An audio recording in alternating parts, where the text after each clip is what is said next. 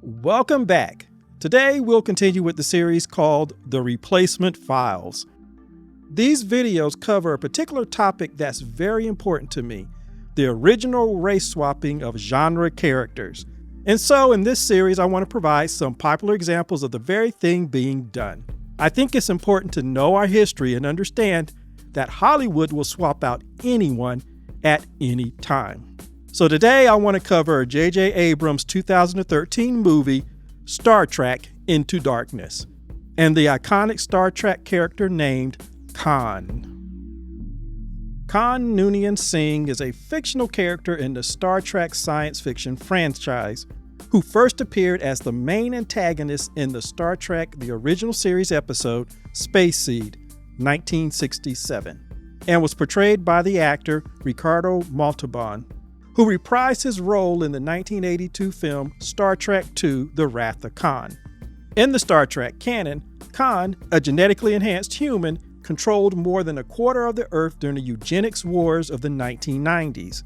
After being revived from suspended animation in 2267 by the crew of the Starship Enterprise, he attempts to capture the starship but is thwarted by Captain James T. Kirk and exiled to SETI Alpha 5, where he has the chance to create a society with his enhanced people. In Star Trek II: The Wrath of Kahn, set 15 years after Space Seed in the Star Trek continuity, Kahn escapes his exile and sets out to exact revenge on Kirk.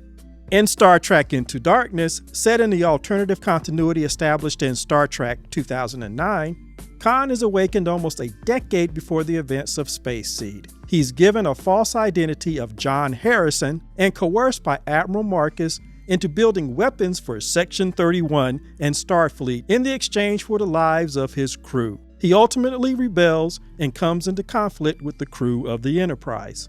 Now, the fictional character Kahn Noonien Singh was originally conceived as a Nordic, physically imposing white male named John Eriksson. Making this superhuman Nordic was to be expected back in the 1960s. Given this character would also have been genetically modified and therefore superior, anyone could see the over-the-top assertion of European intelligence this would have represented. Again, this was common for sci-fi books, short stories, and shows of the time. However, Gene Roddenberry, who would break all kind of norms on TV and in his personal life in the 1960s, made the decision to change Kahn to a person of color from the Indian subcontinent. The story goes that Roddenberry served with a co-pilot during World War II from that region of the world and had lost contact with him over the years. So he renamed the new villain Kahn Noonien Singh in hopes that his friend would see the name, which was not usual for a TV character, villain or otherwise, and get in touch with them. I don't know if it worked, but the producers sought out an actor to portray the new character and found Ricardo Montalban. Montalban was Mexican-American, not Indian. At the time, you could imagine there weren't many options for the show producers to find an actor with the acceptable features to pass as Indian. Increasing the number of minority actors was one of Montalban's main focuses in his work and career. This excerpt is taken from IMDb. Unlike most minority actors of his time, Montalban fought to upscale the Latin, particularly Mexican, image in Hollywood. His noted militancy may have cost him a number of roles along the way, but he gained a respect and a solid reputation as a mover and shaker within the acting community while providing wider range opportunities for Spanish-speaking actors via Los Angeles theater. Montalban was casted and played the character for the first time in 1967 for the Star Trek episode entitled Space Seed. That show first broadcasted on February 16, 1967, and established Kahn as a worthy Star Trek nemesis to Captain Kirk and the crew. In 1982, Montalban returned to this character again in Star Trek II: The Wrath of Kahn and elevated the character to an iconic status.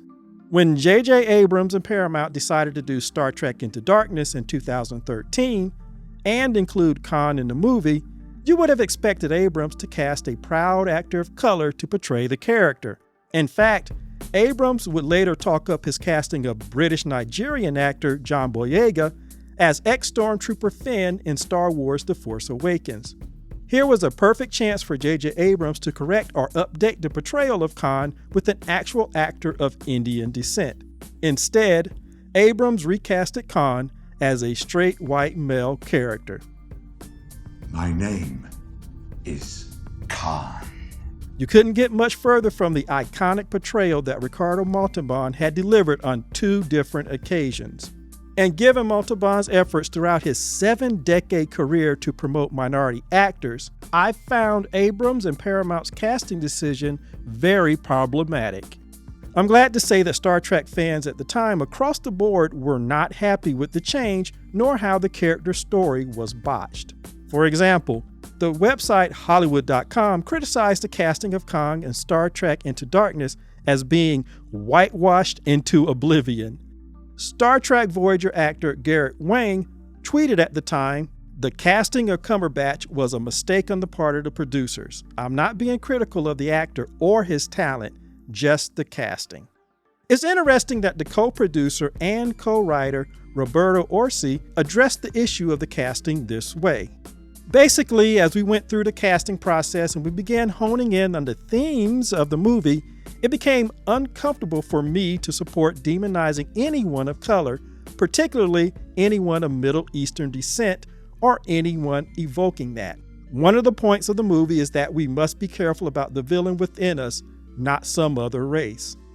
Nice sentiments, but in their zeal to avoid having a villain of Middle Eastern descent, by recasting Kahn as a white male, the producer stumbled into an unfortunate situation. Kirk, played by Chris Pine, McCoy, played by Carl Urban, Spock, played by Zachary Quintos, Kahn, played by Benedict Cumberbatch, and Admiral Marcus, played by Peter Weller, were all white actors playing white male characters. No offense to Zoe Saldana, but the rest of the bridge crew were secondary characters. Kahn was recognized as a great villain outside of the Star Trek series. The Associated Press in 2002 called the character one of sci-fi's great villains. Also in 2002, the Online Film Critics Society voted Kahn as the 10th greatest screen villain of all time, the only Star Trek character to appear in the listing. The citation came before Cumberbatch played the character in 2013. Yet, despite the iconic status of the character, as we see, the producers decided to recast. Apparently, placing white males in all the positions of powers and as the main heroes for Star Trek Into Darkness was deemed more preferable to the possibility of offending some people by keeping Kahn's Middle Eastern heritage. Well, that's this replacement file for Kahn Noonien Singh. Again, I'm doing these videos to demonstrate that Hollywood has and will continue race swapping people of color with straight white males. It's happened in the past, and there's no reason it won't continue to happen in the future.